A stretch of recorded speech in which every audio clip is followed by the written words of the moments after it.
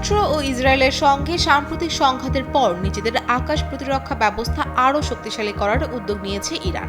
আন্তর্জাতিক সংবাদ সংস্থা রয়টার্সের এক প্রতিবেদনে বলা হয়েছে, তেহরান চীনের কাছ থেকে কাঁধে বহনযোগ্য বিমান বিধ্বংসী ক্ষেপণাস্ত্র বা ম্যানপ্যাড সংগ্রহের পরিকল্পনা করছে।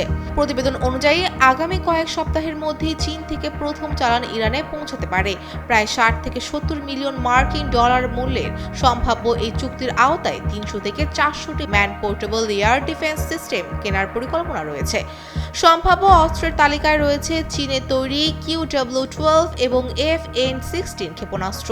সূত্রগুলোর দাবি, হংকং ভিত্তিক প্রতিষ্ঠান ঝংকিং বাওসাং ইন্টারন্যাশনাল ইনভেস্টমেন্ট এই চুক্তিতে মধ্যস্থতাকারী ভূমিকা পালন করেছে এবং ইরান ও চীন সরবরাহকারীদের মধ্যে সমন্বয় করেছে। বিশ্লেষকদের মতে, সাম্প্রতিক সংঘাতে ইরানের বিভিন্ন সামরিক স্থাপনা, ক্ষেপণাস্ত্র ও ড্রোন কর্মসূচির সঙ্গে সংশ্লিষ্ট অবকাঠামো ক্ষতিগ্রস্ত হয়েছে। ফলে আধুনিক যুদ্ধ বিমান ও ড্রোন হামলার বিরুদ্ধে স্বল্প পাল্লার আকাশ প্রতিরক্ষা শক্তিশালী করার প্রয়োজনীয়তা আরও বেড়েছে।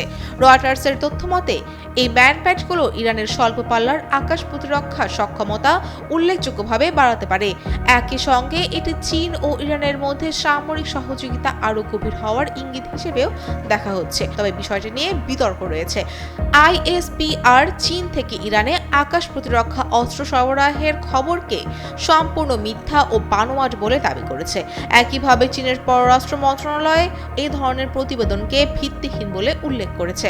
রয়টার্স আরও জানিয়েছে, অস্ত্র সরবরাহে আকাশপথের পাশাপাশি স্থলপথ ব্যবহারের সম্ভাবনাও বিবেচনা করা হচ্ছে। পশ্চিমা গোয়েন্দা সূত্রগুলোর মতে, সরবরাহ প্রক্রিয়াকে আরও গোপন রাখায় সম্ভাব্য বাধা এড়াতেই এই বিকল্প ভাবা হচ্ছে।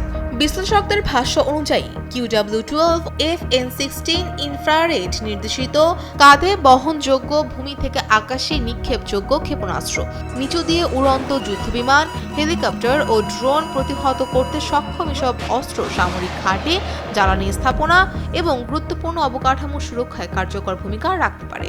সব মিলিয়ে এই সম্ভাব্য অস্ত্র চুক্তি মধ্যপ্রাচ্যের নিরাপত্তা পরিস্থিতি এবং চীন-ইরান সামরিক সম্পর্কের ভবিষ্যৎ নিয়ে নতুন আলোচনা তৈরি করেছে। ফৌজিয়া ফারিহা, টেলিসান।